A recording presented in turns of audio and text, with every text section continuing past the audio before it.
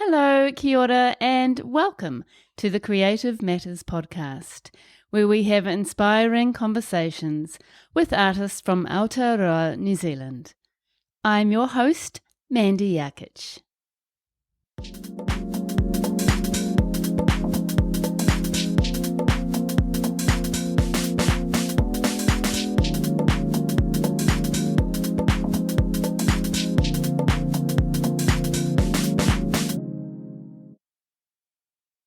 Sierra Roberts is an artist from Wānaka in the South Island of New Zealand. She creates bold statement portraits exploring perceptions of beauty and the female experience. Her travels through Australia, Asia, South, Central and Northern America have strongly influenced her art, inspiring her to share and celebrate the beauty she has experienced, challenging her work beyond traditional portraiture. In this episode, we have the most amazing chat about Sierra's experience studying fine arts in Salt Lake City in Utah and also at Whitecliff in Auckland, how she eventually decided to leave before completing her full degree, and why she didn't pick up a paintbrush for the next 4 years.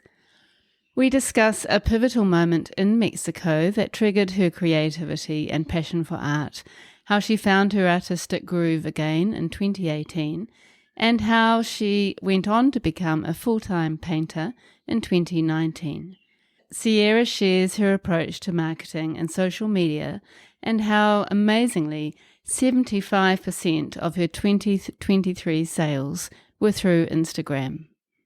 She shares the ideas behind her Frida, Taonga and Coming Home collections, why some of her portraits have their mouths cut off or are painted from the back without seeing the face. She talks about how many of her paintings are actually based around herself in some way, and she shares the way she expresses a sense of belonging and place through her paintings. Kia ora, Sierra. Hello. How are you? I'm good, thank you, Mandy. Thanks for having me today. Oh, you're so welcome. And I did meet you briefly at Art in the Park this year, and we had a chat, and I saw some of your amazing works in person. And I'm so thrilled that you have agreed to come on the podcast. So welcome. Thank you so much for having me. And it was a pleasure to meet you at the show. It was a brief moment in the chaos of calm for me.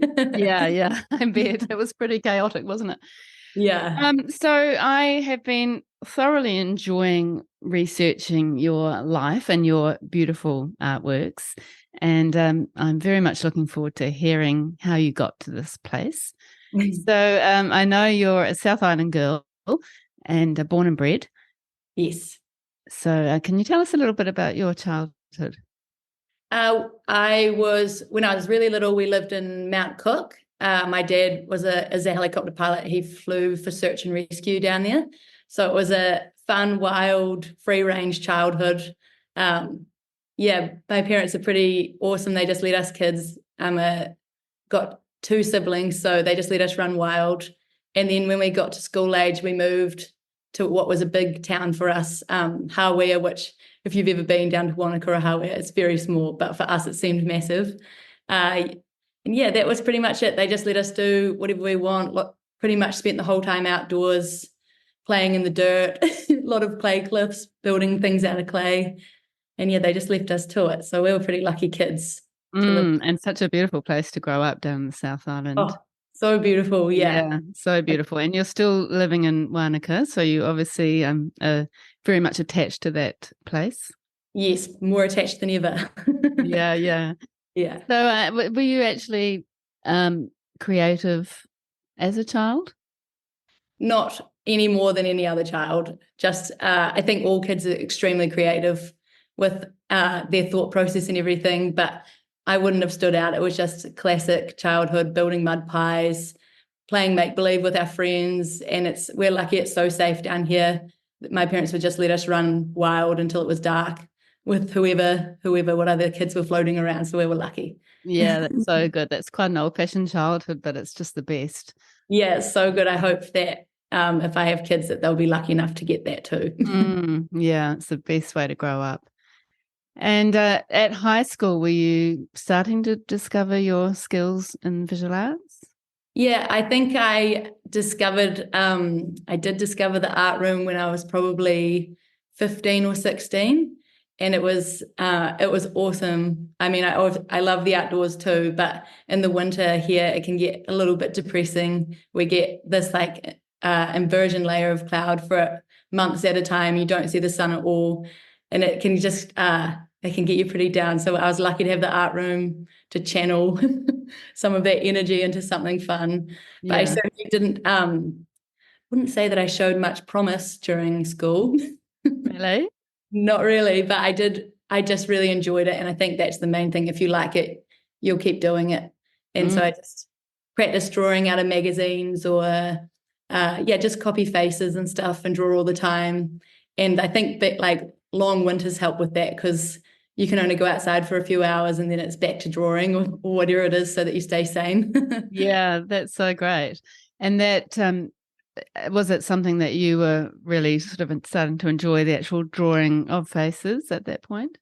Yeah, we did a segment at school, probably when I was like 15, where our teacher was showing us how to draw eyes and something I'd always enjoyed art, but I never loved it. And then that something just clicked in that class where it was just so much fun drawing the eyes. And when they start to come even a little, like I'm sure they were terrible, but when they start to come alive a little bit, it was so exciting to feel like you'd created that and you like connecting with this thing you've made. That's probably where it really started for me, that first life drawing class. So that was awesome. Yeah. And I guess it was kind of, you must have seen some of your sort of natural talent coming through with that and being kind of pleasantly surprised and encouraged by that.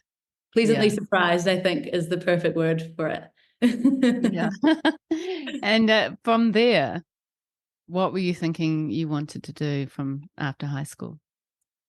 Oh, well, I really had no idea. I did want to be a ski patroller, and I was trying to get the school here in Wānaka to agree to let me do my patrolling course. It's only 3 months, so I could take 3 months off school and do my patrol course, but still finish NCEA because I had enough credits that I didn't really need to physically be at school. I'd already got what I needed, but the school was just quite funny about it. They want you to be there. They want to have eyes on you. So didn't let me do that. And I ended up kind of skipping that part. And then there was just a real push uh, at our school, probably at all schools, but definitely at Mac, to go to university. If you don't go to university, you're probably a bit of a loser, was kind of the feeling I got out of it.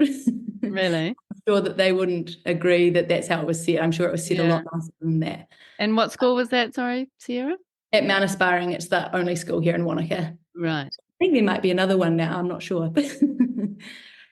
So I didn't want to go to university, but my parents did want me to go to university. They'd had a lot different upbringing than me.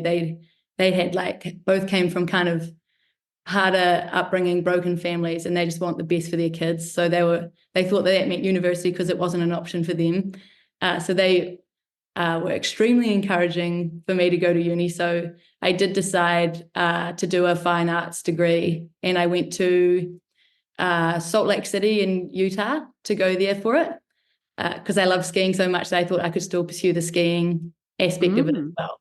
And So how did you make that transfer from here to a school in America? in America, yeah, it was hard. I had to go over and sit the SATs, which I passed, but it was I didn't realize it, and that's probably because I'm naive or ignorant or whatever coming from New Zealand. But a lot of the questions in the SATs are related to American history because that's what they learn so much about. And I just Yes. didn't know any of it. They're asking questions about the Cold War, and I'm like, what's that? I think it would be the same if you asked an American child to, questions about New Zealand. There's no way the Yeah. Americans would be looking at New Zealand. Yeah, so I luckily scraped through the SATs and got a spot at the University of Utah, which was cool because then I like stacked all my classes. So I'd go to school 12-hour days a week. And then I worked up at the ski field at Snowbird in the evenings on my nights I wasn't at school. And then I'd ski all day. And it was awesome. Yeah, so much fun. Yeah, that sounds amazing. And what year was that? 2011. Right. 2011, yeah. Yeah, well, that sounds like an incredible combination of two things that you're passionate about. It was so fun. Incredible. And the school, the studies didn't suffer with the snow nearby. They probably did. They really did actually. But I would do well in the classes I liked, and I'd do terrible in the classes I didn't like. Yeah, So fair enough. that's kind of how I am with everything. If I don't like it, I won't even put the slightest bit of effort into it. It's just not my. I'm not going No. to waste my time or theirs. But all the drawing classes I love, the painting classes, art history, so fun. All the other ones that you have to do to get a degree, stats. I think I was doing an environmental one, just terrible. So did that ignite sort of your passion for travel at that point?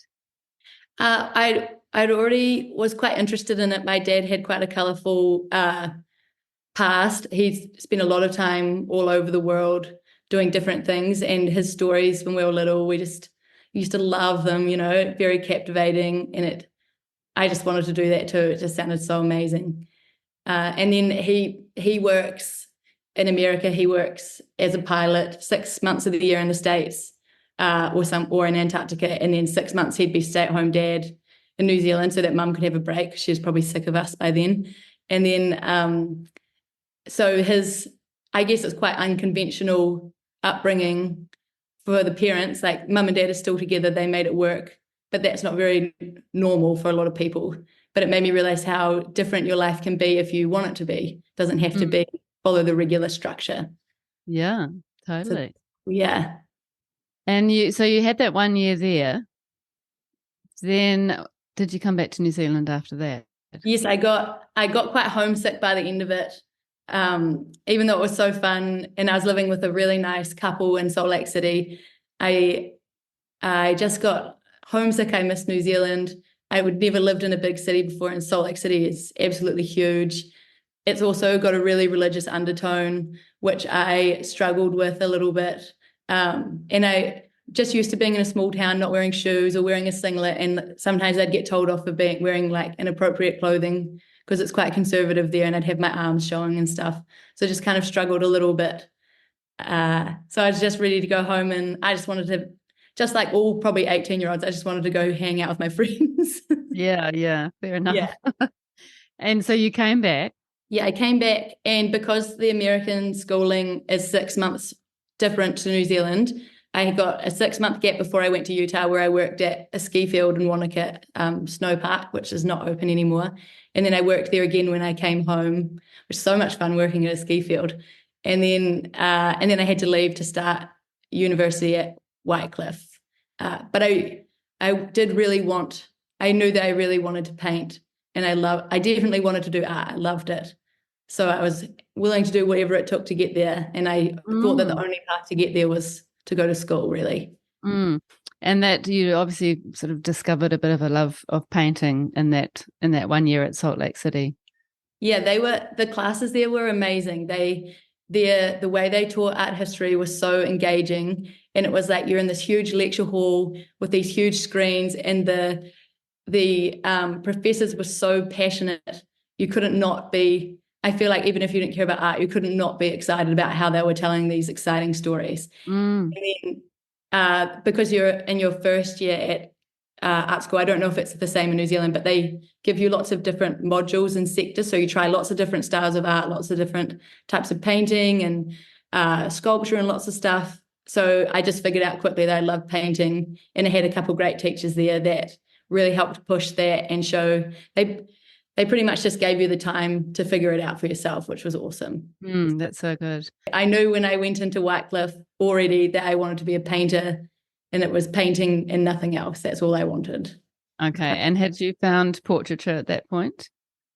I was still really all over the place with I was kind of just trying everything. Portraits were the most exciting for me, but not necessarily like front-on portraits that would just be incorporating the figure into things. But that was always my favorite part. Yeah. Yeah. So tell us about Whitecliff. How did that go for you? Well, I did not love going to Whitecliff. I found it very stiff compared to Salt Lake City, very rigid learning environment. And it could have just been that I was young and wasn't in the right headspace for that. And I have kind of struggled with this with all education. I really struggle. I struggle with how you have to learn all this stuff that isn't relevant, or there's so many hoops you have to jump through to get what you want out of it. And I don't understand why you can't just pick and choose what you want. If you know what you're doing or where you're going, I don't see why you need to do the other stuff. So, and to be fair, I've been like that throughout my whole education. I'm sure that I was a nightmare for my teachers at high school for the classes I didn't care about, but for the ones I did care about, I would do well. But I just struggled at Wycliffe. They were really pushing conceptual style art, really installation based. There was a lot of good things about it too. Like I met a lot of great friends there, and one of them, Carla Grace, she's huge on Instagram now. She lives in Aussie, and she does so well. And she was the same. She left at the same time as me, probably because we were both painting realism, and that was really something the school wasn't pushing or nurturing. And I even had one of the tutors even said that painting was a dying art and kind of you're wasting your time to follow through with it. And I just remember being like, why am I here then? Yeah, exactly. That's fascinating that they'd actually say that. And I was speaking to somebody recently, one of the guests on the podcast, who was saying a similar thing at Elam, that painting wasn't really considered to be, the kind of hip modern thing to be working on, which seems so odd to me. Well, I do understand. Yeah, it's not the trendiest type of art at the moment, but I mean, it's been there since the beginning of time. So how could it ever die? It's the most important way of storytelling, in my opinion. So I don't see, just because it's not the flavor of the week doesn't mean it doesn't have value. Yeah, and you'd think that they would kind of just work with your individual sort of talents and strengths and what you're wanting and nurture that rather than telling you have to be doing something else. Yeah, exactly. That's how I feel about a lot of education. It's fit for the masses and it doesn't cater to individuals, which is a shame. It's a shame. But it was, there was lots of great parts too, like meeting the other artists, and then the critique sessions were awesome too. Getting smashed with criticism is really good for you because then you realize early on not to take it too personally, Yeah, exactly. And it probably you've probably gained more than you think from it now, and you can probably see that in hindsight. Yeah. Yeah. But you left before you finished the complete degree? I would have wanted to leave sooner, but my parents did talk some sense into me to at least finish the diploma. So, and I'm glad that I did stick it out for that year to get the diploma, so it wasn't a complete waste of time. Yeah. 1 year to get the diploma. Yeah, well, I'd already finished the first year at Salt Lake, so it's 2 years. Right. 2 years, yeah. But you're right. When I first finished the school, I was angry and disillusioned and sad and everything. But now that it's been nearly 10 years, you're right. I can see a lot more value in it now and what they were doing. And I just wasn't suited for it. That's all. Yeah. And do you think at that stage you were actually really kind of feeling what you wanted to be making and you wanted to pursue that, and that was part of the sort of tension between what they were offering and what you wanted to do? That's exactly it. I know exactly what I wanted, and it wasn't what they wanted, and my marks were reflecting that I was only interested in painting and nothing else. And I guess they wanted me to really push myself, but I really just wanted to paint. That's all I wanted. Yeah. And I guess, in some ways you were lucky at quite a young age to have found your place in the art, in your art practice. You'd really started to establish what you wanted, which a few people I've spoken to on the podcast have felt the same. And I think if you are at that point quite early, going to art school can be problematic. Yeah, I think so too. I think it's better suited for when you're still figuring it out, so you can try everything. But through the 2 years at school, at no point did I think I could make money out of it. At no point did we learn how you could make it a viable career and actually earn money. And there was no business courses really, like they were very small. And we had these posters in the school at Salt Lake that I still think about today. And it was just this artist in like an artist apron serving fries at McDonald's. And the saying was, "Do you want fries with that?" Because it was like a running joke that, "Oh, that's so great, you've got an arts degree. That will get you a great job at McDonald's when you're older." Oh, isn't that sad?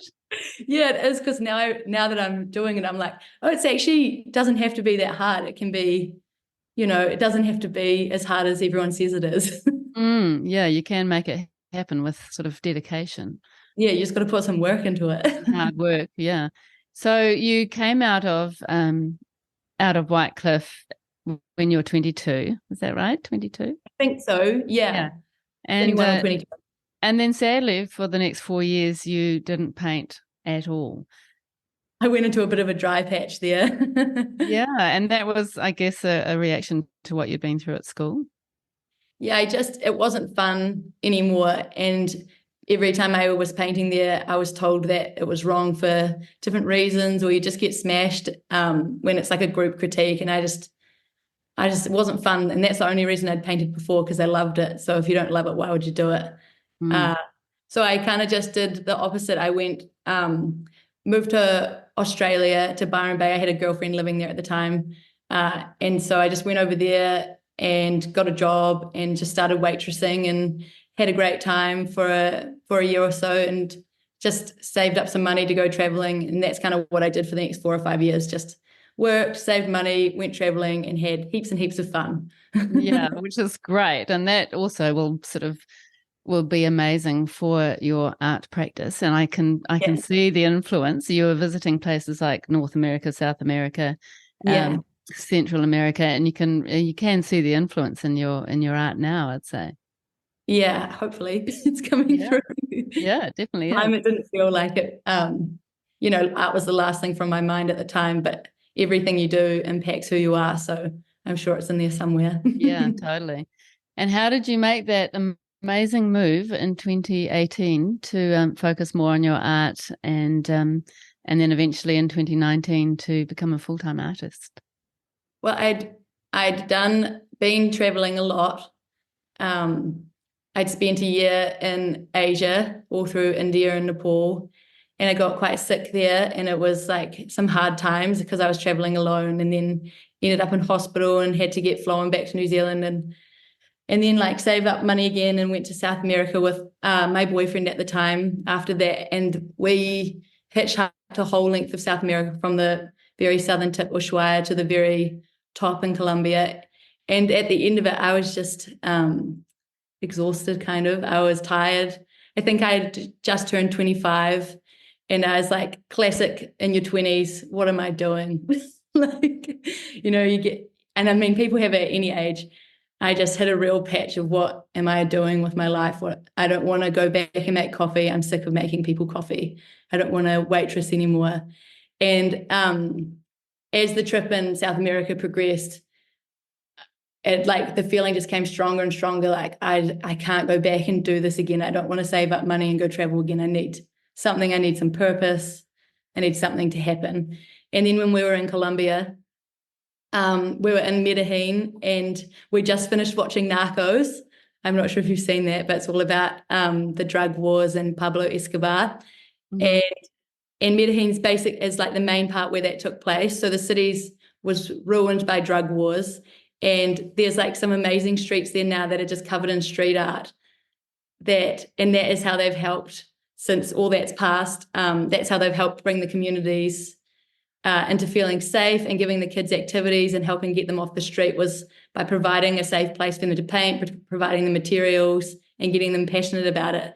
And it was like such an aha moment for me there when we were walking through the streets. I guess since I'd left school, I thought that art really had no worth. What's the point? And then when I saw that, I was like, that's the point. It helps everybody. It doesn't need to. It's so useful. Yeah, and can be so therapeutic. Yeah, exactly. It was just helping give these people purpose and helping them change their life trajectory. And then it just clicked that I wanted to go back and do that. And I thought I could. So it was like a real strong moment. It all came together for me there. That's How what I missed it. beautiful. Yeah, that's a gorgeous story. And were you actually missing painting? Were you starting to really yearn for it again? I did miss it in moments, but never all the time. But I feel like it's one of those things. It's like a muscle that gets stronger the more you do it. If you don't paint for a while, you forget about it. It's not as fun, and it slowly goes away. But the more you do it, the more you have to do it. So Yeah. I hadn't been doing it for so long. That was really like behind the scenes for me.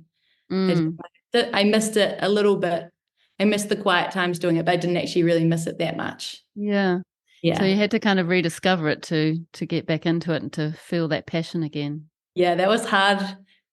When I came home, I had no money at all, so I stayed with mum and dad for a month, and I did two paintings when I was at home. One of a beautiful Cholita that I met at the markets, and she's got this amazing orange hat, and it was so hard to start. It was like us starting again from the very beginning, and I think it took me like 6 weeks just about to do this one painting, and then I remember thinking, man, like, how are you going to make money out of this? You're so slow. uh, and then after that, I got a job in Alaska because I knew that if I was going to start painting and pursue it, I needed some money behind me, because you can't rely on one painting every 6 weeks to pay your bills when you've got no money. Yeah, that's right, sadly. Yeah, I wish. Yeah. So you went to Alaska. Yeah, so I went to Alaska. I should mention I have a US passport. That's how I got to go to these places. My Mm. mum's American. And I worked at a heli ski lodge there, just working, basically babysitting these very wealthy people.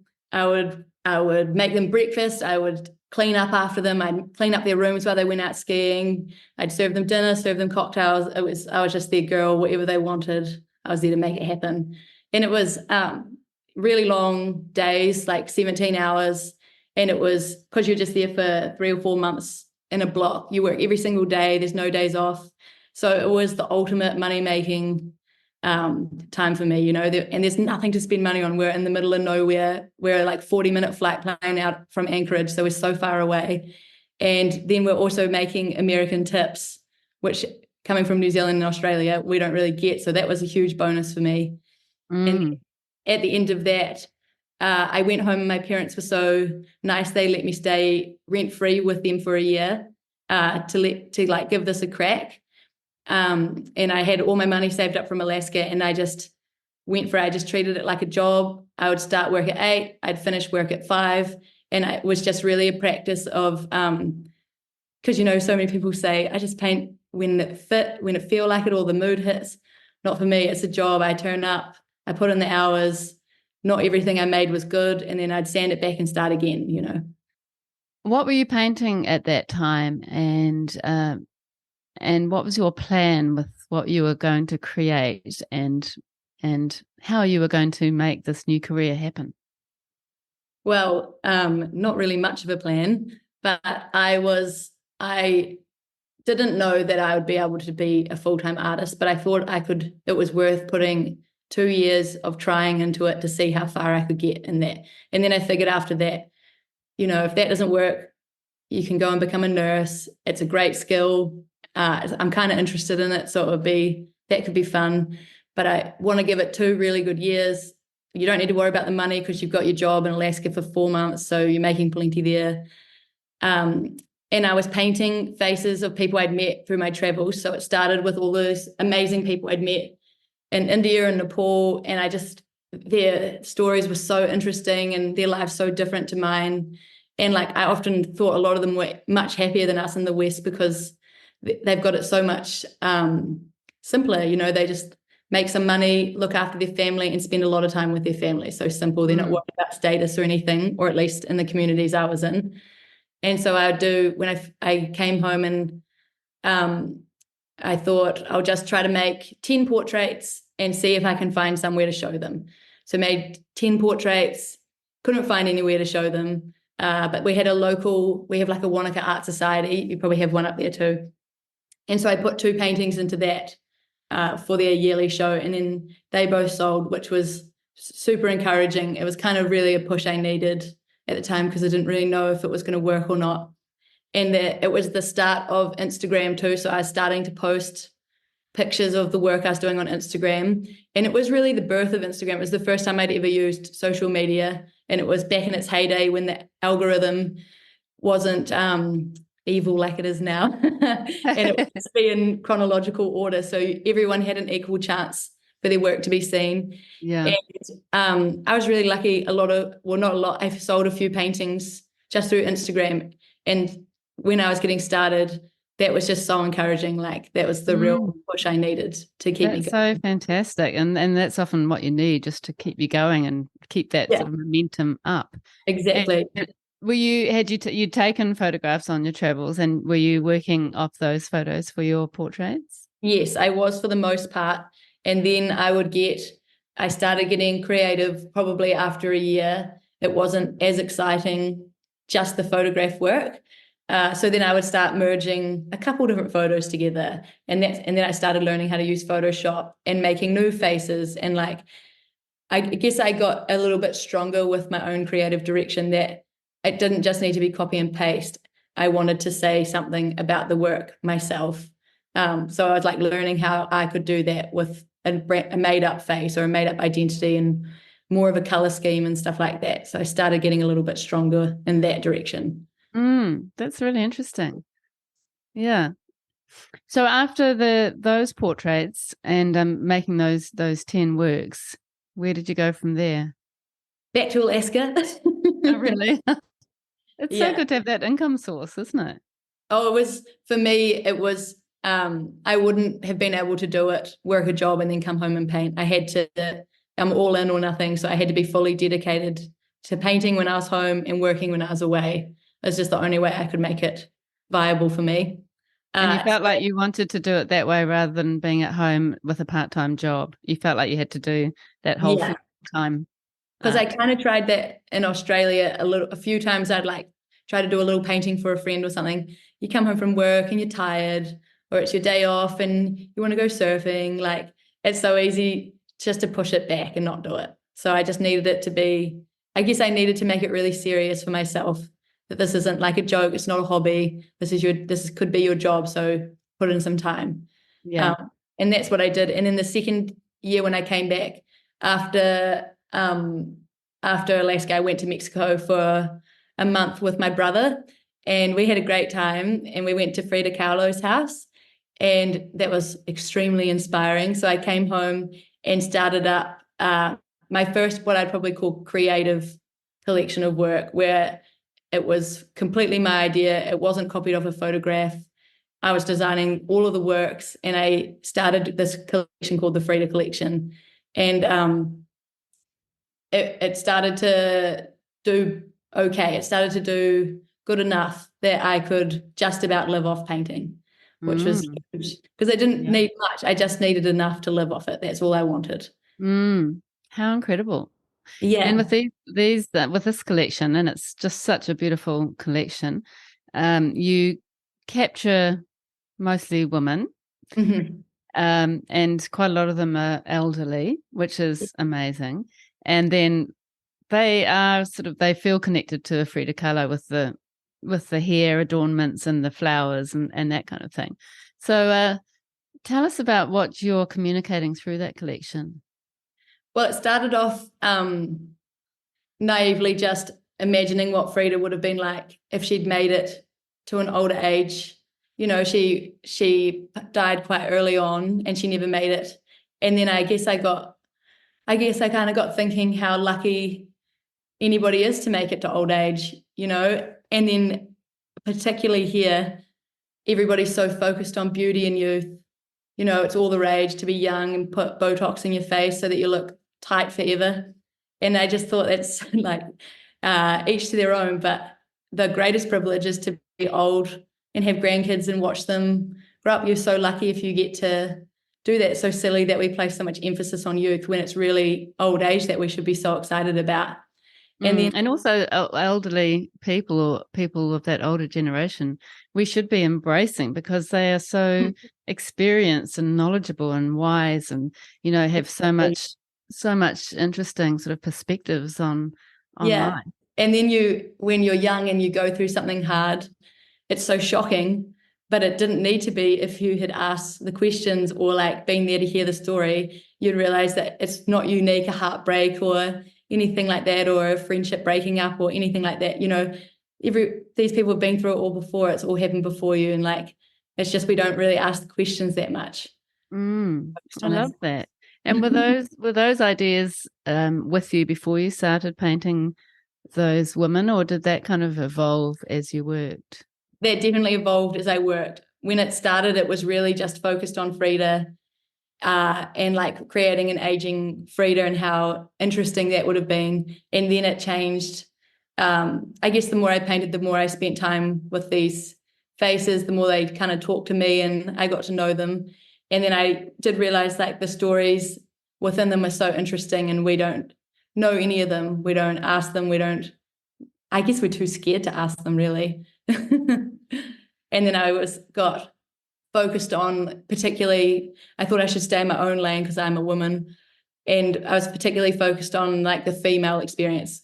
I'm not a guy, so I can't speak for them. So I just focus on the chicks. Fair enough. Love it. And those paintings, you were kind of exploring the honesty of the female experience. Mhm. What do you mean by that? Well, it was inspired by Frida. When I saw her paintings, they're quite shocking. They aren't necessarily beautiful. Some of them are, but quite a lot of them are quite confronting. They're talking about miscarriage, stillbirth, all these traumas, all these terrible things that have happened to her. And then, yeah, they're not beautiful. And I just thought that's so amazing that she, in a world where you don't even tell people if you've had a miscarriage because it's private, it's hush hush. She just wore it all. She just showed everybody whatever's going on. And that's so awesome. I don't know why we don't just tell everybody everything. Why does it need to be private? Why you get more support if you share your story and then you find people have been through the same thing. So that's where I got with that. And then the more I opened up to that idea, the more of these horrible stories I was hearing about, like friends having had a stillbirth and they still have to deliver in a hospital in a maternity ward. And to me, that's just so shocking that they have to do that. That's so horrible. But it's just life, Yeah, and it's what a lot of women have experienced. Yeah, it's not unique. It's not small. It's extremely common, like horrible things like that all the time. And then you just realize, whoa, we're so tough. Yeah, women are tough. And how do you think these portraits were telling those stories? Hopefully through the eyes, I do put quite an emphasis on putting expression through the eyes. I try to make them quite glassy. I hope that people are engaged by the portrait and want to like know more. People either are or they aren't. I find that women are interested in many men aren't. Really? From what I've seen at shows and stuff, the women are drawn in and they want to know more, and a lot of men are like, come on, honey, let's go. Like That's really interesting. Yeah. And also I guess the women looking at the photos bring their own stories to them as well. Yes, exactly. That's the main thing I found out. The first time I shared them in a space that I could see people's reaction was at the very first Art in the Park. And it was amazing to see what people were taking out of these paintings. It certainly wasn't what I put in them, but then I realized that's what the magic is. It's what they come up with. And they'd say, all the portraits were made up, and they'd say, oh, is she Samoan? She looks like my neighbor who always comes over for cups of tea. And I'd be like, well, she isn't anything, but that's what you're putting on it because that's your experience. So that's how people connected. Yeah, I love that. And that would have felt so amazing for you. Yeah, it was nice to see how much people were taking out of them. That's really cool. And you have named those paintings by, just a first name of a woman. Yeah. So how did they come about, those titles? Well, I thought that it would be nice to humanize them and for people to connect. And I do get a little bit bothered with how many overly sexualized paintings of women there are out there, and they're unnamed, or they'll like give them some name that doesn't identify them as who they are because they're just an object. And I guess that bothers me. So I didn't want these women who I was creating to be an object. They're people. They deserve to be respected, like whether they're real or not. And I wanted, if you name something, you have to respect it, is what I guess I was hoping. I love that. That's beautiful. Yeah. So from following on from that Frida collection, you went to the Taonga collection and the Coming Home collection, which kind of overlaps slightly. I mean, those paintings are phenomenal and they absolutely move me. I'm so in love with what you do, honestly. And I think a lot of other people are too. You've sold just about all of the works out of those two collections. Can you just describe to us what those paintings from those collections look like? And then we can talk about what they are meaning to you afterwards. Yeah. So I started off with this collection in mind. It is a very personal collection about me. So I've done all young Pakeha women around my age. So very young. No, I'm just kidding. And so the idea is that, once again, I want to create work that's about me because that's all I know. I don't want to try to talk for somebody else. I don't know their stuff. So younger women in various positions, all portraits, and each of the women have a native bird on their head, and I've in their outfit or top or dress or whatever is I've tried my best to get it the food source for the bird or natural habitat that the bird lives in, or something that you'd see the bird in, so that it's like the woman is, the idea is that she is secondary to the nature. We're kind of just passing by, and then the Taonga is what's special and what makes New Zealand so special. Kind of the idea. So beautiful. Are you thinking those women, they are actually Sierra Roberts? Well, I think they're all, and including the Frida collection, I think they are all me a little bit. I guess they're my ideals, they're what I would like the world to be. Or, I guess they're all me, but they're not necessarily look like me. They're a lot more attractive usually. You definitely are capturing your hair. I feel like the hair is quite an integral part of the paintings. That's my favorite part, is the hair. Oh, really? I love it. You love painting hair. It's so fun, The stances that you put the woman in is interesting in itself, and often they're not facing, we're seeing them from behind or from the side. But what are you thinking with that? Well, I did all the Frida collection were mostly front-on portraits, classic portrait with their face cut off partway through. So I was going to ask, can we go back to that? I was just wondering why you cut them off like that. I cut them off at the mouth because I didn't want anyone speaking for them. I wanted the idea, I think it started really that nobody asked when you're older. People were scared to ask, or they avoid you, or just because you talk a little bit slower or anything like that, they're a little bit afraid of you. So I cut off the mouth just to express their feelings just through their eyes. I just thought that could be a powerful tool. They don't need to talk. And I also didn't want anybody talking for them. So I wanted to remove the mouth completely for them. And then, so for the Taonga collection, I wanted kind of 360 on that. I wanted to make it different. I wanted the Frida collection, though I might still add works to it, I wanted it to be clearly one thing, and the Taonga collection clearly something else. I didn't want them to get too muddied. And the turning of the head, I did start in the Frida collection. The abortion laws in America changed. And I just thought, that's just disgusting. And I got so sick of watching women get put down and treated as lesser than. And I thought, you know what, you use women all the time. You're so beautiful. You love women because of their beauty and nothing else.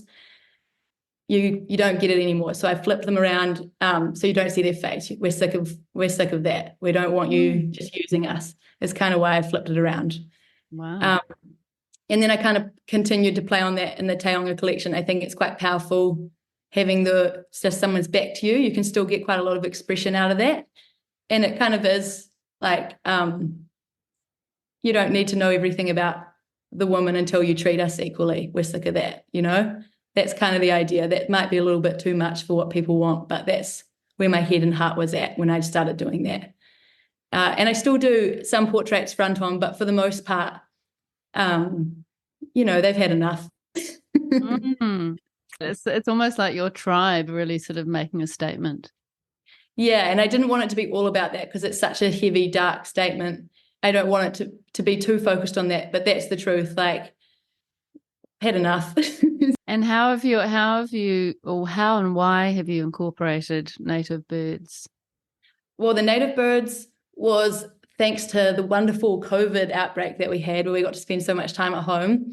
I just realized by the end of it how lucky we were to be in New Zealand, how not well it was going for the rest of the world. I mean, contentious people weren't happy here either, but I mean, it was a bad situation everywhere. And I just realized how beautiful New Zealand is. We're so lucky that we have clean water and these beautiful rivers, and we still have native birds. It just like was a really, and I think I must have been like 28, and I'd done all my travel. I was so lucky to get most of that out of the way, and it was just like a real moment of coming home and sitting still and being like, man, this is everything. It's so good here. This is everything. So it was kind of like a way for me to get to know the native birds a little bit better, because I feel like once I've painted them, I spend so much more time with them, get to know their little quirks and stuff. So it was like, get to know them, get to know more about them, and just say thank you to our amazing home here. That's really beautiful. And I love the way you've taken those birds and done something different with them, because, let's face it, there are a lot of paintings of birds in New Zealand for some reason. Every time you go to a group show, there's always birds. I mean, for some reason, birds capture a lot of artists. But I feel like you've taken them to a really different place, and the way that they interact with the woman is really, really beautiful. And there's a lot of emotion in those paintings, and a lot of it is about just the placement of the bird. And so you do unusual things like having the bird on the woman's head. And yeah, so why have you incorporated the birds in that way, do you think? I kind of wanted it to be show that we are part of nature. We're just like as if the woman was the tree or whatever the bird's standing on. We're not the focus. It's not all about us. Humans like to think it's all about us, but it really isn't. We're just a little blip. So that was kind of the idea, that even though we're important to ourselves, we're really nothing in the scheme of the whole world. We're very small. We'll have our time in the sun and then we'll be gone. And the birds will probably still be there, was kind of that idea. And then it was also hoping to capture the essence that we are nature, and so that people would maybe see that, feel it, and connect with the fact like, oh, we are just like the birds. We need to protect them. What are we doing? Like, not all about us. Why do we keep building roads? Why don't we put a little bit more love back into the earth instead? It was kind of like that was what I was going for, but I'm not sure if I hit the mark or not. No, I think you did. I definitely think you did. And those paintings, like I said before, are really loved by your audience. And you've had sold out solo shows, and you've sold just about all of those original paintings. What do you think it is that people are loving about your work? I think that this collection, particularly, people connected with. Everyone in New Zealand loves New Zealand and is proud of our country. It's a wonderful place to live. We're all lucky to be here. And from what I heard, the feedback I got from shows was people connect differently to different birds. Each one will call to you more than the other. Like a lot of them, they'd say that, oh, the coatia, that's my spirit bird or something like that. I swear it follows me every time I'm in trouble or sad. It follows me. And it was like really interesting hearing why people connected with them, because that's certainly not my intention when I painted them, but it's lovely to hear it afterwards why the birds are so special to them. Yeah, totally. Yeah. And you've gone a little bit sort of broader than you often see with those birds. We see lots of tuis and keriru and You know, Yeah. there are other birds, tiny little birds and, beautiful birds that you've Oh, yeah. incorporated that I hadn't heard of, which is kind of nice as well. It's almost like you're educating your viewer in that way. And me. Yeah. So you've got a little bird book that you refer to, I presume. Yeah, I turned 30 and became an instant bird nerd. So you have done like the red cloak. You've done paintings with butterflies, and Yeah. that was the red admiral butterfly, wasn't it? That was on that painting. Yeah, that was endemic to New Zealand, that one, but it was quite hard to tell what made it unique to other ones. But I just thought it would be interesting to try branch out a little bit further because I'd done so many of the birds in the natural habitat. I thought it's not just our birds, it's all our insects that are quite interesting. So I thought it'd be fun to try a couple different. Mm. I just did one with the puriri moth for a show up in Auckland. And they're so beautiful. Like the camouflage on their wings is kind of like breathtaking. How Yeah. how how did they get to that point? It's incredible. I know they are the most beautiful insects ever. When Yeah. you have that light, gorgeous, sort of soft, light green. Oh my God. I'll never forget I was at a party and the light was on and we were outside. The light was shining onto part of the house. And we looked up and there were probably 30 periri moths Oh, on the house. And it was just like, oh my God, I'd literally never seen one in my life. yeah, I've never And seen one in person. yeah, and this was near Goldie's Bush, just up here at the back of Muriwai. And it was just like, oh my God, it was like a sacred sort of moment Yeah. almost. It was quite like, oh my God, it was quite overwhelming. And then they're just so beautiful. And for them all to come together at our party Oh, was amazing. that would have been such an amazing moment. I'm like, oh my God, what the hell is that? I didn't even know what it was. It was just like this insect from sort of another world. Exactly. And they've just quietly existed there without bothering anybody for such a long Mm. time. And then we blunder in. Oh, actually, before we go on to talking about your process, can we talk about the Coming Home series a little bit more? I just love the way you've wrapped the woman in fabric in some way, in some sort of garment that reflects the New Zealand landscape, Mm-hmm. or sort of flora of New Zealand. And that to me is just, it's such a unique idea. I mean, I've just never seen that. And I love it. And I think that they would make incredible dresses. Like maybe you need to speak to Oh, a yeah. fashion designer and actually get that onto fabric because they are stunning. It would be so nice to be shrouded in nature, wouldn't it? Like a beautiful mountain. Yes. They were kind of a continuation from the Taonga collection, but just one step more personal to me. Growing up in Wānaka and Mount Cook, such special places surrounded by mountains, and that's had a huge impact on my upbringing, spending time in the hills and skiing. Just so lucky. And like the most important feelings I remember whenever I'm lost or whatever will be like sitting there and looking out at this amazing view or just a mountain or the lake or whatever, and then just realizing how little you are. You're so small. And it's kind of like takes your breath away how big what you're looking at is and how little you are. And I just think that's the most special feeling in the world. And if we all got to feel that, I think we'd all be better people if you realize how little you are and like the world's just doing its thing. It's so epic. Mm, You're just nothing, kind of. yeah. You're not as important as you think I you know. are. And I Yeah. mean, we all get caught up with that. I'm so busy. I'm so busy, but Mm, you're not that mm, busy. yeah, that's so true. So for this one, I was doing a show with a winery out in Bannockburn and Carrick Winery, and they're awesome. So I want to do something special just for them. And I was just getting more and more into this idea of how lucky we are, really, and how amazing everything around us is. So I got used my friends as models, all the girls here in Wānaka, and got them in their beautiful long dresses and got them like twirling or, yeah, lots of nice fabric around them. And I paired, I think some of them have birds, but not all of them.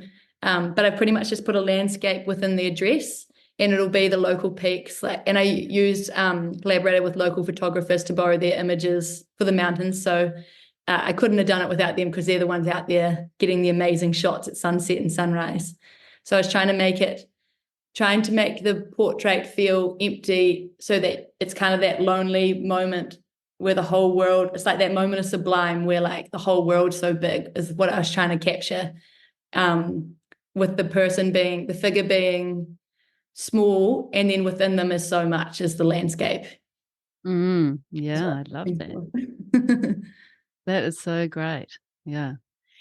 And then you have also painted landscapes. Is that Yeah. something that you did at a time and stopped doing, or do you do those now and then in between the portraiture work? I don't feel particularly confident in my landscapes. I wouldn't call myself a landscape artist, but I certainly dabble in them quite a bit. When we had the first lockdown, I'd never painted a landscape before, so I wanted to learn a new skill, so I set myself a task of painting 200 mini landscapes in a month, and they were very small, like 5 inches by 5 inches. And by the end of the 200, I was significantly better than when I started, which was they weren't very good to start with. So that kind of gave me a bit of confidence to build on them. And now I'll do them for commissions, but I don't often paint one and then put it up for sale, because I feel like landscapes are so personal to the person, which landscape connects to you. So don't just offer them. It's if people want a specific one, really. Okay. Yeah. But you are open to commissions with landscapes. Yes. Yeah, I do enjoy them, and I always find them a challenge, which I kind of like being pushed and thrown around a bit. And would you ever accept a commission for your other works? Yes, I accept lots of different stuff. I'm trying to accept less now. It's just getting hard for me to keep up. And then when I get overwhelmed, I do this thing where I just stop replying to people's emails, which is terrible. No, but fair enough. You get to that point. So what are people asking for when they want a commission of something like out of your Taonga series? A lot of them will ask for one of their parents or somebody that's special to them to be the model, and then they'll pick like the bird that is significant to them in it. So it's just a little bit more personal to them. It's not, because I think some people struggle with having a stranger on their wall. Yeah. So they want something more personal to them. And you're happy to do that, to work from a photograph? Most of the time, yeah. It depends. I can usually get a good feel in the first couple of emails of what kind of client I've got on my hands, whether they're awesome, easygoing, friendly, or if they're extremely controlling. And if they're going to be controlling, I'll probably just tell them don't have time, because I have done my time with that. Yes, you don't need to do that. No, Yeah. and quite often they're not happy if they're that controlling, because they don't know what they want, is what it comes down to. Yeah, So, and they don't understand your process probably. yeah, a lot of people don't, but I mean, that's the fun of it. Yeah. Oh, that's really interesting. I think it would be incredible to have, someone with their sort of connected bird. I think I can imagine why people would want that. Yeah. Yeah, me too, yeah. But people definitely connect to this other woman who they don't necessarily know. Yeah, to have someone you don't know, because then you're not engaging with it as much on the wall. You can kind of step past it and get on with your day. And if it's someone you've probably spend more time considering it. Yeah, true. So let's talk about your process. I feel like I know your process really well from your amazing reels that you throw out onto Instagram and Facebook regularly. And I love it. And I feel like it's a beautiful gift that you're giving a lot of people, including myself, to educate people and to share how you make your beautiful work. So, well done you. Yeah, hopefully it helps somebody. Yeah, I think it would. And you've done reels of just showing your process sped up, and right back to the beginning and when you start underpainting and drawing and that kind of thing. But also I saw a reel about preparing boards and canvases and linen that you paint on, which was really interesting. Yeah, tell us about your process from the beginning, what you would go through with one painting, maybe from the Taonga series. Well, it starts with the idea. It really starts hours and hours before you ever see me even touch a paintbrush. It starts with an idea and me fluffing around on Photoshop. And I'm really not that good on the Photoshop. I call it Franken shopping with what I do there. It's just, I just spend hours coming up with the idea and getting it to work. You can kind of just tell straight away if it looks right or not. It takes some of them come together in an hour, and some of them I'll work on them on and off for weeks at a time. But I just do the computer work. I'll just do an hour here and there. I never sit there all day on the computer. I'll do usually in the evenings with a wine, so I feel a little bit more loosey-goosey. I fluff around on the computer and try So to do come you up. actually make you make the image on the computer before you start? Yeah, I'll have the full design drawn up, ready to go.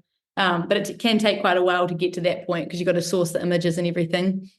And then when I'm finally comfortable with an idea, and not all of them are good, but when I'm happy enough with the idea, then I'll draw it up, paint on the lines, the outlines of the painting, so I've got it centered, and then paint a underlayer of bright paint so it's nice warm tone to start off with, and then it's not that big scary white canvas staring at you. And you normally have some sort of yellow or ochre, don't you, for your underpaint? Yeah, the Quinza, some kind of nickel color. I can't remember which one it's called, but it's nice and warm. Yeah. So you put that in the main part of the painting and into the person and the bird. Yeah. And then you often do start your backgrounds and complete your backgrounds, don't you, before you start? Yeah. I always like to work from back to front. And I am quite focused when I work. I do need it to be quite structured, or I kind of battle. I'm not one of those people that works on a few paintings at once. It needs to be one painting. I know what I'm doing. If it's not working, I can have a break and come back to it. But I'm not really allowed to leave a section until it's finished, because then I'll never come back to it. Yeah. It's good to have those goals. Yeah. So I'll do the background first, make sure that that's clean and tidy, and then I'll start working usually on the figure. I'll start on the facial expressions. If there's eyes in it, that's the most important part to me. And then the person will be painted first, in order from like back to front. So depending on how they're facing, it'll be the outer layers first, and then the bird, and then the habitat last. And that just helps me. I guess it's just too big of a project. Otherwise, I just need to focus on something small at a time. Yeah. And the backgrounds, you have had clouds and that kind of thing in some paintings, but often they're just one color, often a gray tone of some sort. Is that right? Yeah. Like different colors of the long white cloud is what I was going for the Taonga collection. Right. So different shades of gray. I love it. Yeah. Unfortunately, it's normally gray at the moment, not white. Yeah. After a rainy year that we've just had. Oh, yeah. Oh, yeah. That's really interesting. And how do you actually figure out the sort of exact tone of that background? I'll have it mocked up on Photoshop, so I'll have an idea of what I'm going for, but I very rarely get it right. It'll be similar, but not ever the same. So I'll like have the design there ready, and it will never ever look like that, even if I want it to. And you just transfer that drawing, looking at the image that you've created on Photoshop, you transfer it straight onto your canvas or linen or board? Yeah, I'll trace it now. I used to do all the freehands. With the Fridas, I'd freehand them all. And I just, one of my friends who's a painter in Australia came to stay, and he was so reasonable. He's like, "What are you doing?" It's like, "No, it's important that, that I show I can do all of it." And he's like, "You're just wasting time. You can draw. Just get into it." And ever since he said that, I was like, "You're so right. I know I can draw. If I have to draw, I can do it." Yeah, exactly. It's just another technique, isn't it? Yeah. So now I just trace it, and it really does save probably a whole day of work. Yeah. And how do you trace it do you blow up that image really big? Yeah, I've got a terrible projector that I can kind of get the outlines from. And then once I got the outlines, the inside bits are easy for me. I pretty much can just work that out with paint.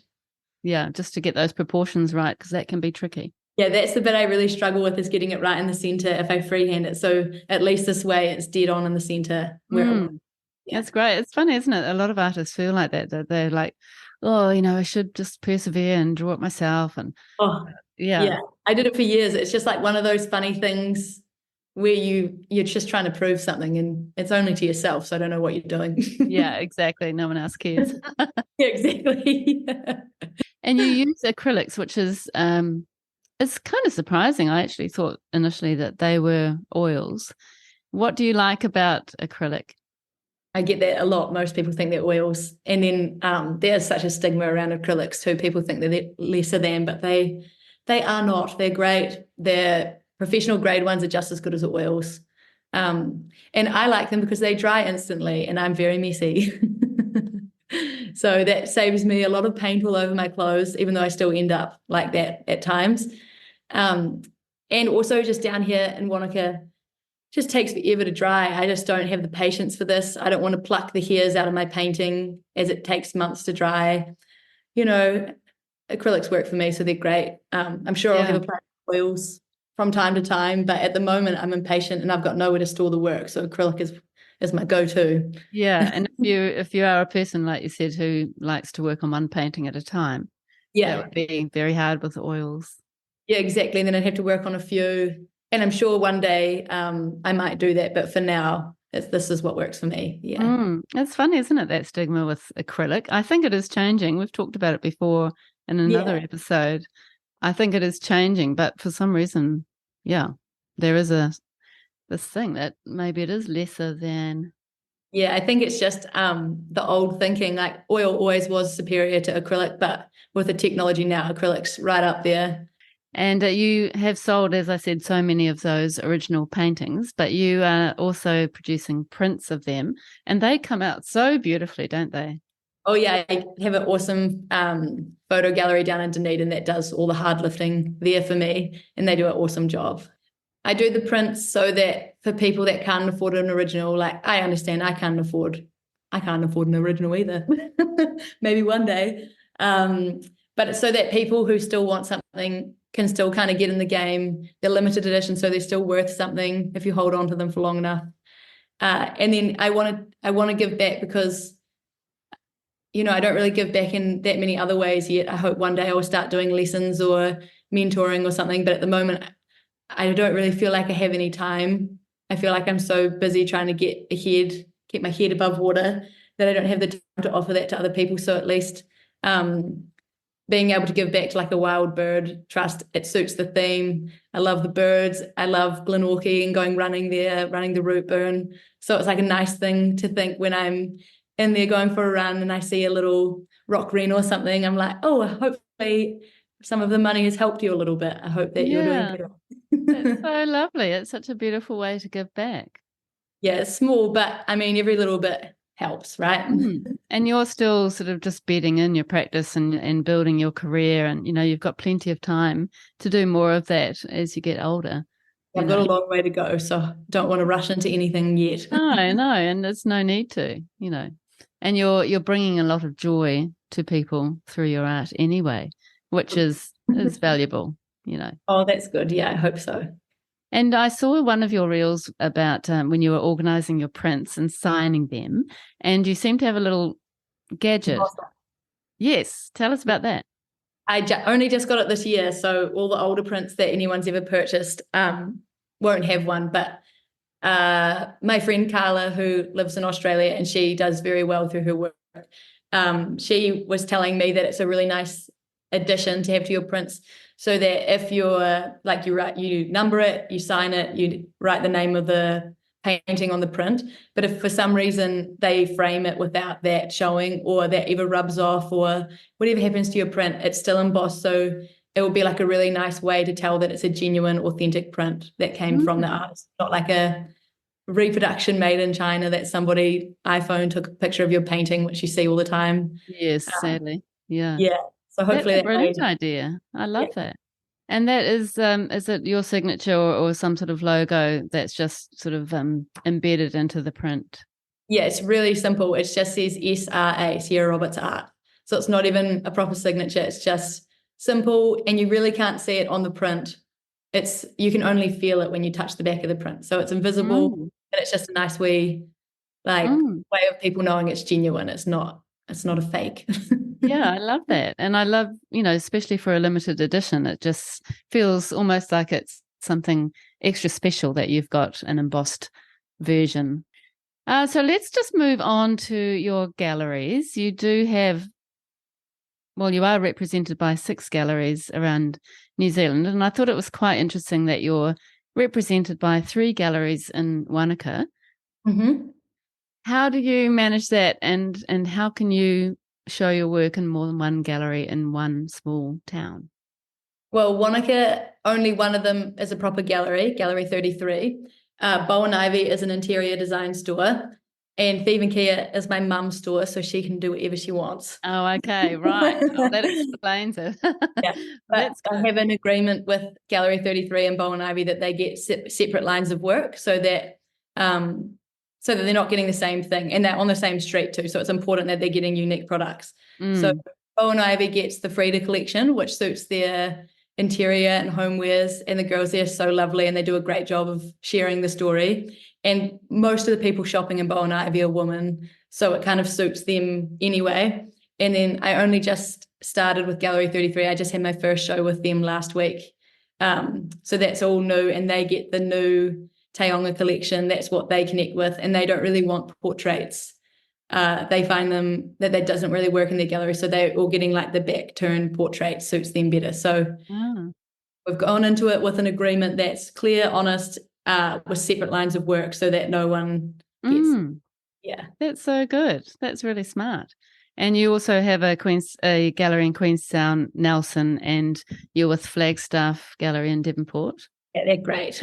Yes, they're amazing. They've been there forever.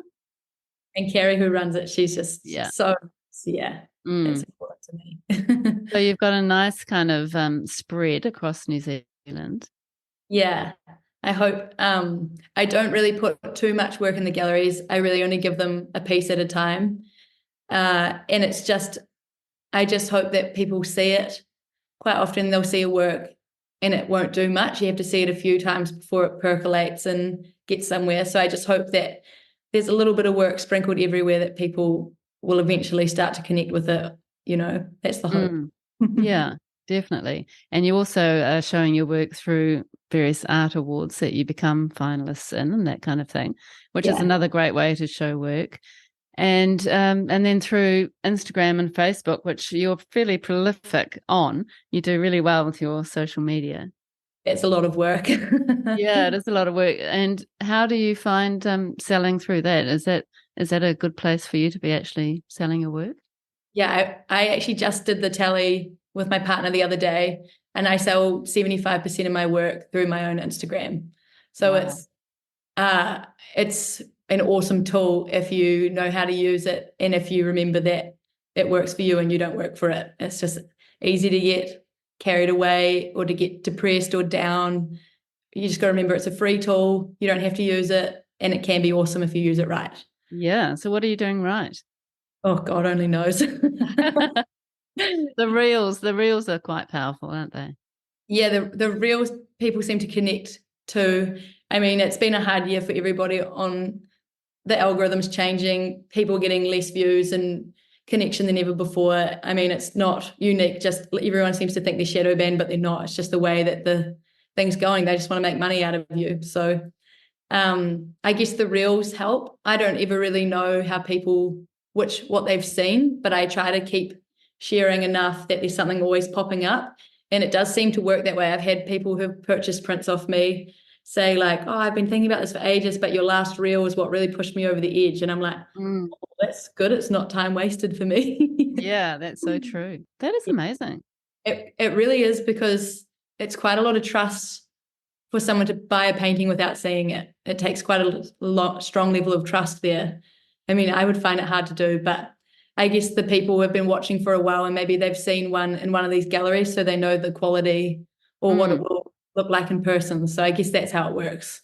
Yeah, and doing things like art in the park is a lot of people go through that. They might not necessarily buy anything, but they become familiar with your work. Yeah, those kind of shows are great because then they can see in person how it's going to actually look. And then when they find a piece that suits them, they already know that the quality's there. Yeah. It's so good. And I think you are very good. You do give quite a bit of yourself. Like I feel like I think you kind of you make people feel like they know you. So you are connecting personally. You know, I love it. Sometimes you don't sort of engage and you just see you putting a painting up on the wall or something like that. And sometimes you sort of end up with a cheeky smile just before the end of the reel, or you just kind of give little bits of your personality and do create that kind of deeper connection, I think, with your audience, which is a real strength of yours. Yeah, it is important that if people are going to spend their hard-earned money with you, that you give them something of yourself. Like, it's such an honor for them to choose to spend money with you. The least you could do is give them something back and like appreciate it, be kind to them, because they're the only reason I can afford to live here or anything like that. So I think it's the least I could do, is because you see so many Instagrams and it's so cold and they don't smile, or it's just about the art and it's so serious, and you're like, oh, the least you could do is be grateful for whatever people are helping you with. That's a really lovely way of looking at it. So Yeah. how do you actually organize your life so that you can devote some time to that? Quite a bit of time, I imagine, and paint all day.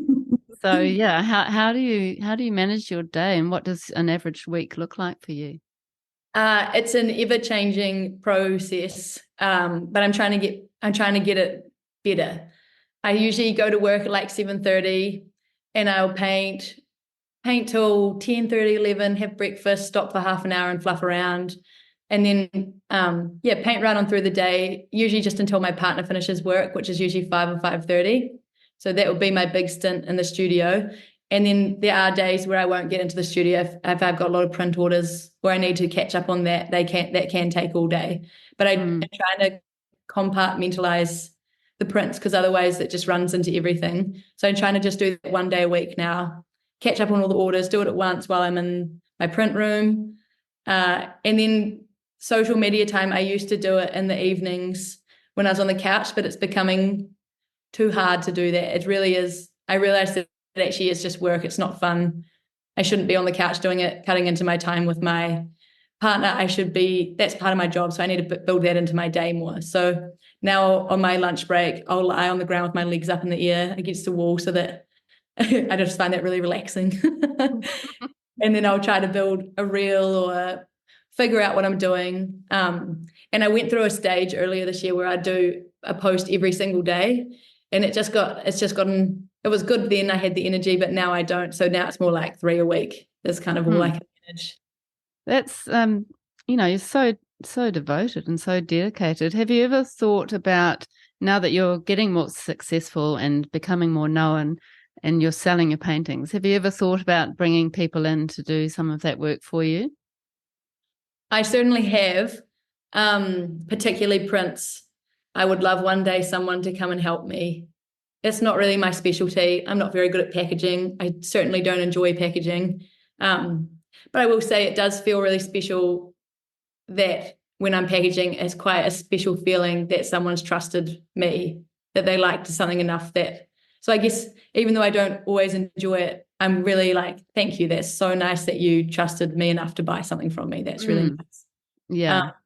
But I have thought it would be great to get maybe a high school girl or an aspiring artist to come one day a week and help me. But for now, I'm too much of a control freak, so I'll just hold on to it for a bit longer. But you'll get to that point, I imagine, because you're already busy, but, with commissions and shows and art awards, and I'm sure that you're going to end up really too busy to do it. Yeah, I think the first thing I'll drop is commissions. They take up, even though I do enjoy them and I love making special things for people, they take up so much space in my head.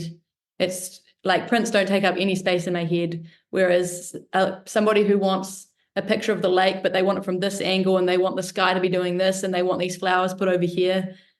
And I'm just, even when I'm not working on it, it's still like rotating around in there. And I'm like, how am I going to do that? And I do quite often get the solution to those things when I'm running or sitting staring at the wall. So I'm never not really thinking about it. So I think it would be nice, and I probably will stop sometime next year and just have a break from them, because I just don't have enough room in my head anymore now for all of them. Fair enough. I want to do a good job, not a bad job. Yeah, that's right. And the thing is too that there's so much communication with the client, so much emailing backwards and forwards, and that in itself is time. It's taking time. Oh yeah, and a lot of it doesn't go anywhere. So there's like so many emails you'll send that will end up nowhere, and like especially if I spend time on Photoshop coming up with their design for them, if it doesn't go anywhere, that was still 5 or 6 hours of my time that kind of didn't go anywhere. And I don't mind, but I just think it's probably time that I have a break from that, so I can. And it seems like somebody organising the prints for you is something that someone else can do, you know. And like my business mentor said to me, and I often quote him because he's like my guru, was that, you know, figure out which jobs you don't want to do or you don't like to do in your business, and get someone else to do it. Like, simple. So simple. It's genius. Yeah, it's genius. It's like, why didn't I think of that? But yeah. And it does work. It works so well so that you end up doing all the stuff that you love, and your business ticks along enough to be able to pay somebody else to do the other stuff. And often, you know, the person who manages my materials and my art store, Suze, she listens to the podcast religiously, so she'll be listening. She is just that kind of person who loves that kind of organization and loves having things in order. And it's sort of, for her, it's so satisfying. And, you know, she loves that process. And so she's the perfect person for it, much better than me. That's absolutely what I need. I need a Suze. You do. Everyone needs a Suze. Yeah. Yeah. Okay. So just one question quickly. Now we're talking about social media. You are sort of moving into TikTok a little bit. How are you finding that? I feel like a little bit of a dinosaur in a young person's game. Yeah. When I first joined it, I honestly couldn't figure it out at all. I had to get my brother's friend to come over and show me how I just couldn't get it, because Instagram, it's already catered to your algorithm. It already knows what you want. You already know how to use it. You take for granted how easy it is to use now. TikTok, the algorithm, I had to build the whole thing from scratch. It doesn't know who I am or what I like. So I found that really hard. And then in a lot of ways, it's actually better than Instagram.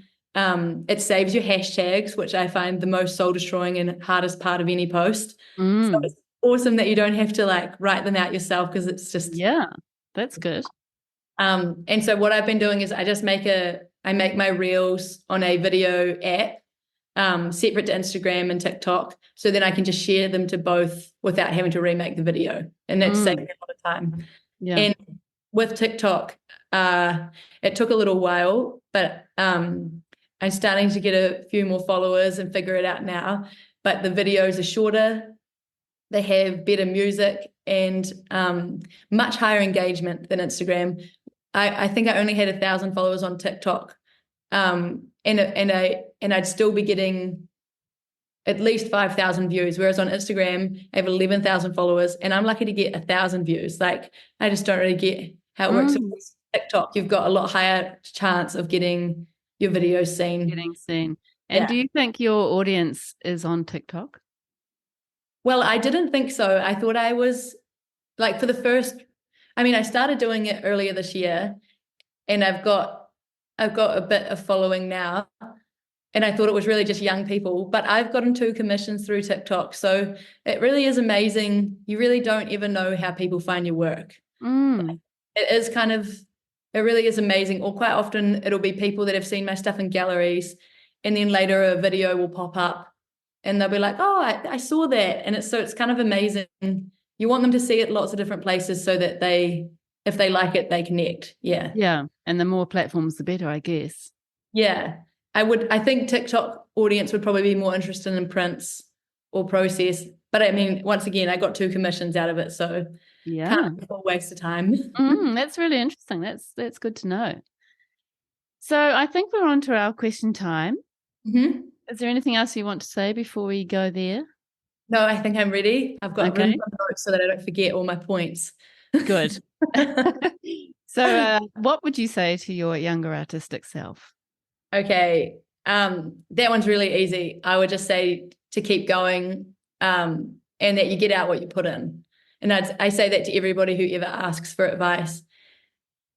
You only get out the energy and effort you put in. You're not going to get good unless you do 10,000 hours of painting, and same with social media. You're not going to, people always complaining, why don't my reels go viral? Why don't I have all these followers? You got to just keep posting. You got to figure it out. You got to put in the hours. It sucks, but if that's what you want, then that's what you got to do. Yeah, that's so true. And what do you find is your biggest challenge as an artist? Managing or like thinking of myself as a business or a small business. I find, and we kind of touched on that before, the hardest part of being an artist is the fact that you don't get to paint all the time. You in fact get to paint maybe only 70% of the time or less. It's, I have to market the work myself. I do all the content for social media. I do all the emails, which is what I find the most challenging. I do my bookkeeping, and like I've got to always make sure there's enough money in the bank because you don't always sell works. You might go through a few months of not selling anything, which can be hard. I package the work, which I also don't like doing. And my probably weakest point is keeping on track with deadlines and being organized with a calendar and knowing what's coming up. So it's kind of just like juggling. It's just the same as any small business. It's juggling all those little things and how to optimize your time and how to still be able to, because all I really want to do is paint, but I've got to do all the other stuff to get there. So it's figuring out the best way to do all of it. Yeah. Which artists inspire you, and who do you love out there? Well, I touched on Frida before. She's a huge one. I just love the honesty and the human spirit that she achieves through her painting.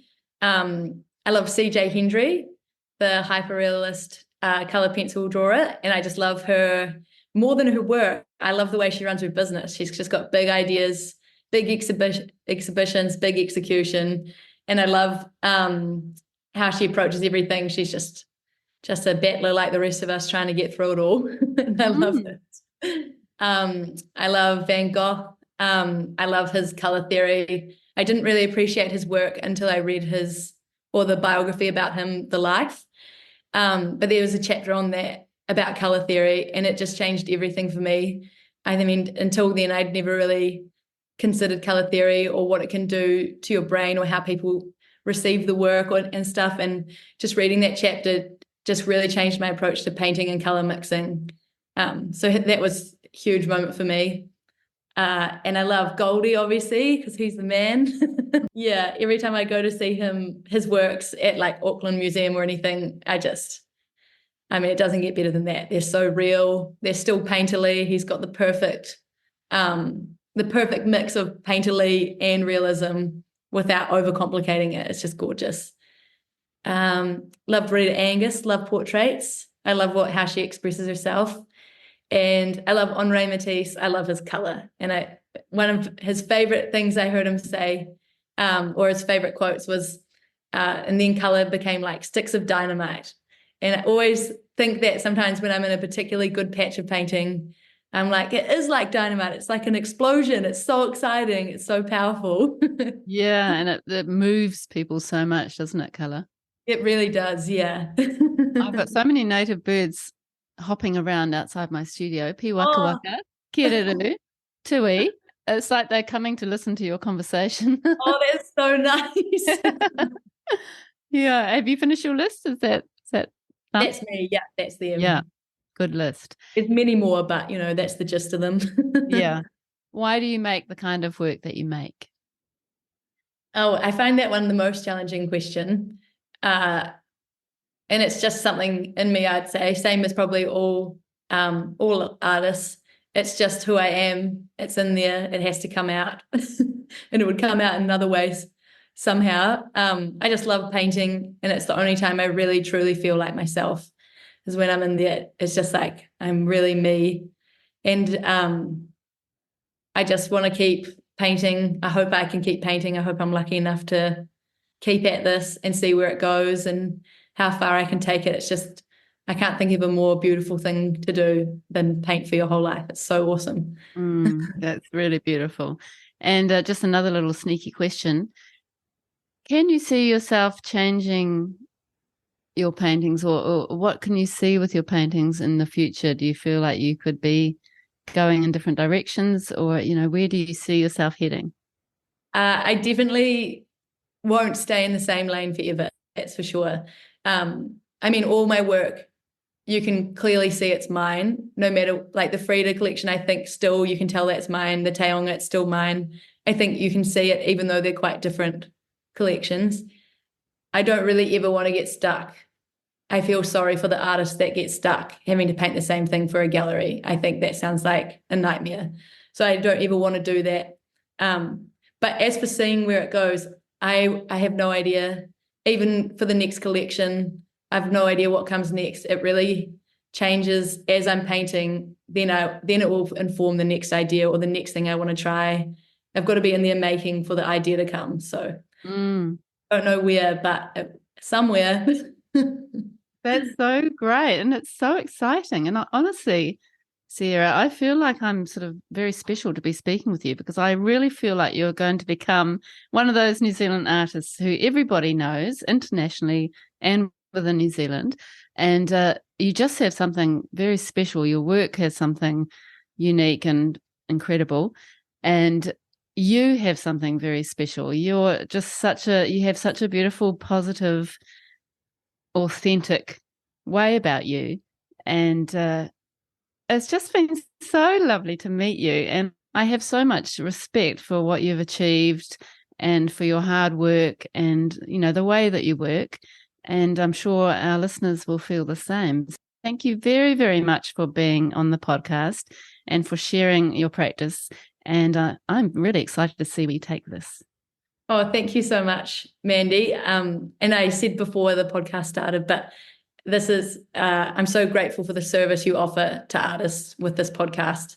It's just so nice to hear other artists and feel like you're not alone and same struggles. And it's just really important. And I hope that people recognize that. And I hope you recognize it.